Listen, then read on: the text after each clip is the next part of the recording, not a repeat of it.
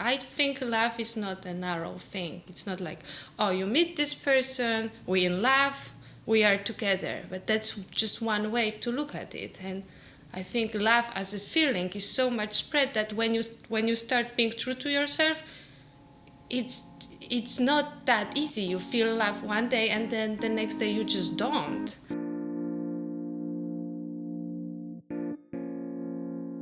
There was this nutcase.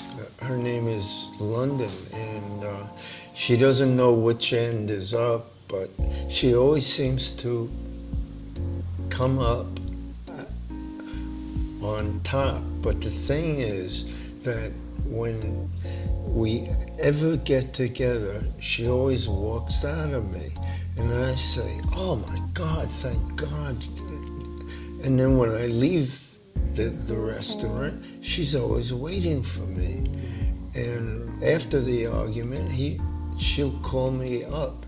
Well, if she doesn't call me this year, she'll call me next year.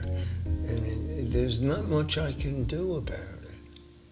Relationships don't fucking work in 2013, 14, 15, 16, 17. There's Facebook, Instagram, Twitter. Like, there's too much social networking for me to stay with one fucking person. And in addition, I travel like the world, or I like to consider that in 5 years I will. And I meet a lot of people. So I think it's an outdated regime even that doesn't apply to our current society. I really do. And I think that the only way to have a healthy relationship is to have an open relationship, is to be 100% honest with someone. Like, hey, I love you. I want you in my life. However, at the same time, I kind of want to fuck other people. And that other person should be cool with it and be like, all right, I understand that. I don't want to know who you're fucking, but as long as you're happy and you still want me at the end of the day, what's the problem? My stepmom asked me lately about this boy who I just threw out from my house. He moved in with me to Warsaw. And I was like, no, it's too much. You're too romantic. I'm done with that shit. I want to have a stable life. Like, don't tell me about your feelings every day. And I threw him out. After 2 weeks, it took me no trouble whatsoever. I said, it's not working, you have to go. And he packed his whole apartment in Seattle to be with me because we were madly in love before. And I'm like, no, I'm done with this love shit. And apparently, I'm not even done with that. And it was so easy to make this decision that I'm done. And I felt so wise and strong. I'm like, this, we tried to work out this fantasy, but the reality hit us. The fantasy doesn't work anymore.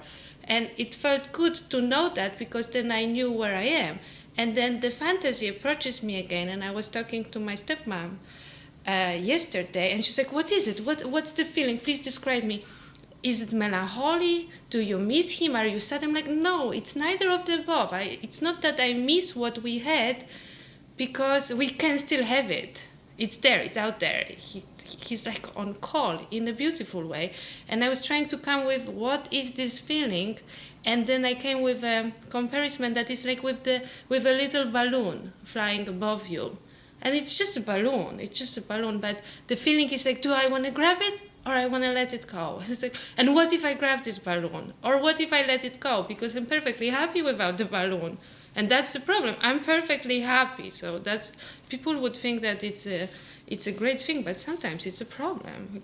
My friend Iman calls them the fables because he feels like they're always the same story of me meeting someone and, oh, I like him, oh, he's really nice.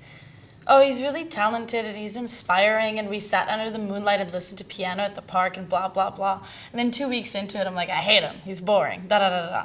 So here I am coming from Kansas into the big city, and I somehow meet this girl on MySpace back in the day. This was before Facebook. No, this is before, it was on Friendster, before MySpace. There was this German DP who hit me up on Instagram like 2 months ago, I think, or 3 months ago.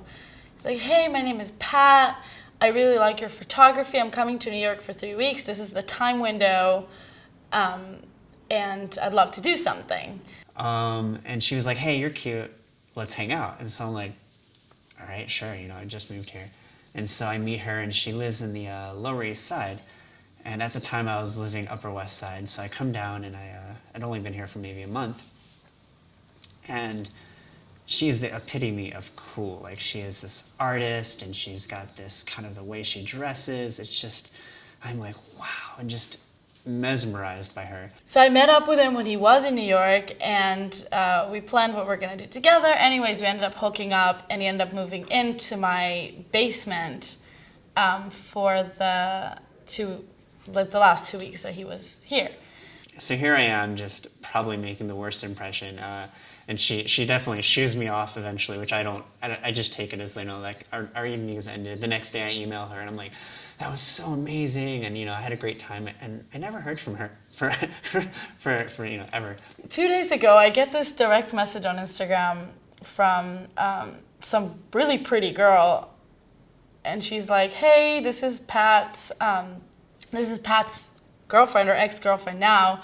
I just want to let you know that this whole time he's had a girlfriend, he's lied to you, and he was also hooking up with this other girl who lives in New York. And it's just who I know. And it was just really funny because he's like a 4. Without tattoos, he's like a 2. He shoots on a fisheye and like lying to these 3 girls that are all too good for him.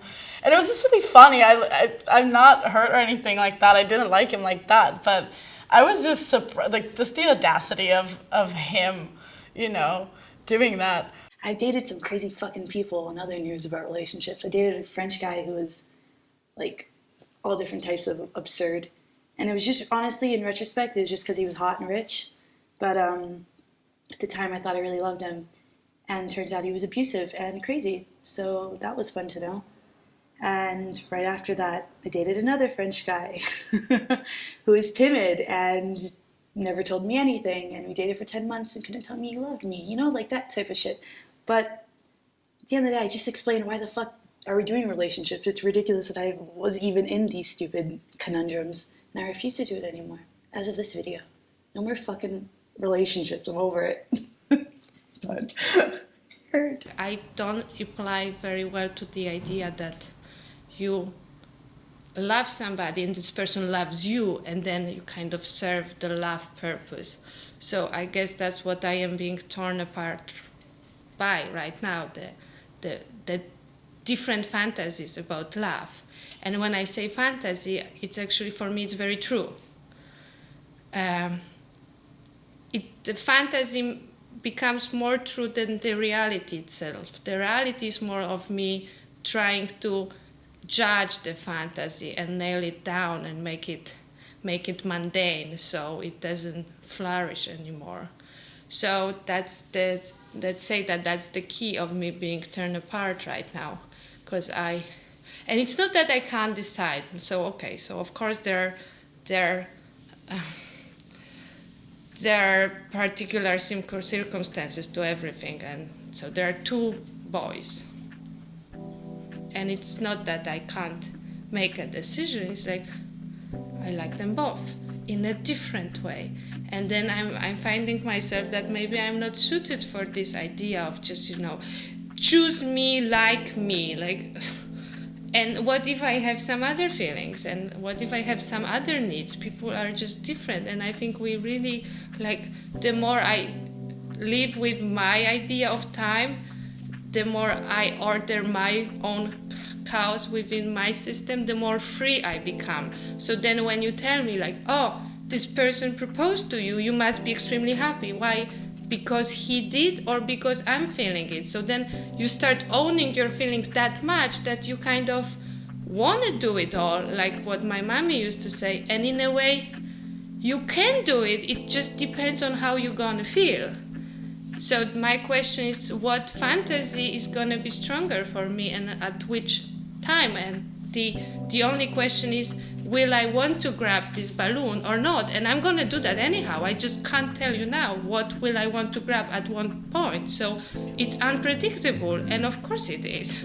Like everything is but then it makes it always fresh and it renews itself, and the feeling is a natural feeling and it's a true feeling, not the feeling forced that we made this decision. We supposedly be doing this. For me, there is no supposedly. So yes, I guess it creates certain troubles for me and other people, but it's just the way how you look at it. So I don't know if I'm explaining it right.